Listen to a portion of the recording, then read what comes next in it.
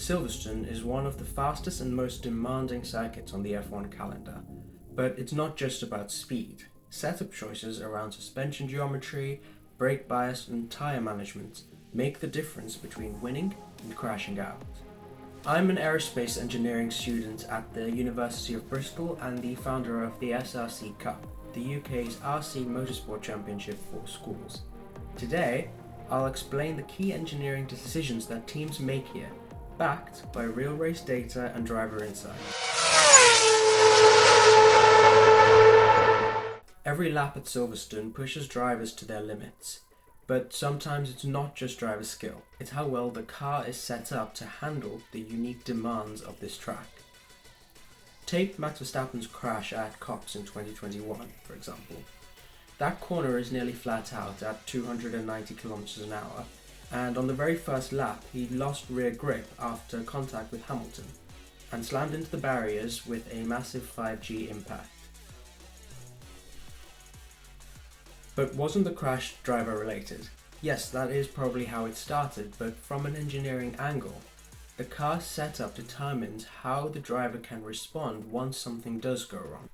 At nearly 290 km an hour, if the suspension or rear grip isn't dialed in perfectly, even a small twitch can become something uncontrollable.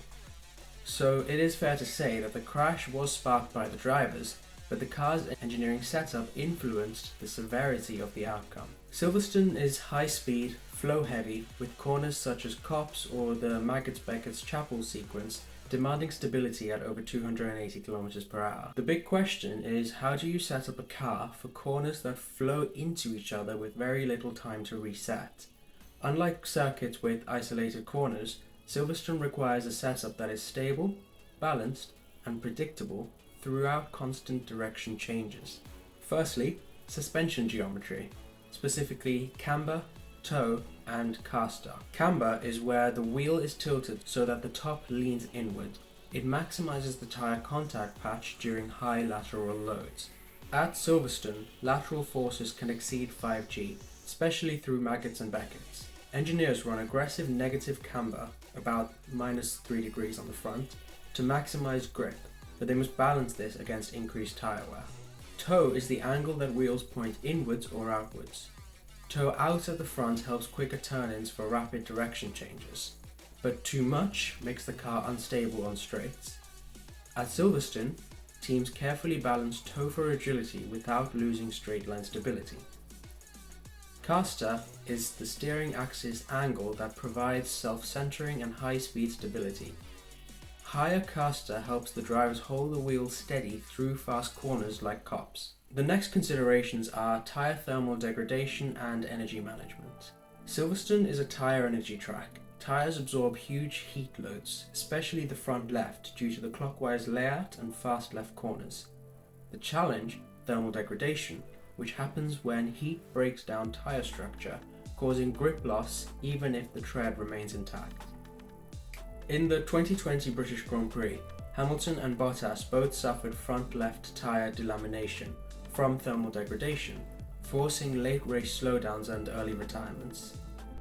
Teams compromise by running aggressive camber and pressure setups to maximize grip but carefully manage tyre temperatures via suspension and driving style.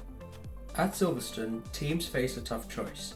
More downforce equals better cornering, but more drag on the straights. Mercedes, in particular, leaned into high downforce in the past, even if it cost them top speed, in order to gain stability through the fast corners like Maggots and Beckett's and Copse. Downforce increases grip in corners. Drag slows the car on the straights. The trade-off Mercedes made was to use more downforce, giving them less straight-line speed, but safer through the high-speed bends. Analysts observed at Silverstone 2021 that Mercedes was clearly running higher downforce compared to rivals to compensate for handling weaknesses, reportedly making them more stable in fast corners but slightly slower on the straights. Silverstone demands heavy trail braking at corners like Stowe and Vale. Brake bias, which is how braking force is split between the front and rear axles, is crucial. Brake migration maps dynamically shift brake force rearward under heavy braking to maintain rear tyre grip and prevent lockups. Too much rear bias, however, risks spins, but in the opposite direction, too much front bias reduces car's rotation.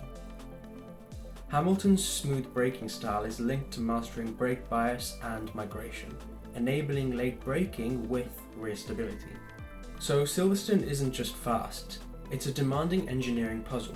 Suspension geometry, brake balance, tyre management and energy recovery all need to work in harmony. If you want more engineering first F1 breakdowns, subscribe and stay tuned. Until next time.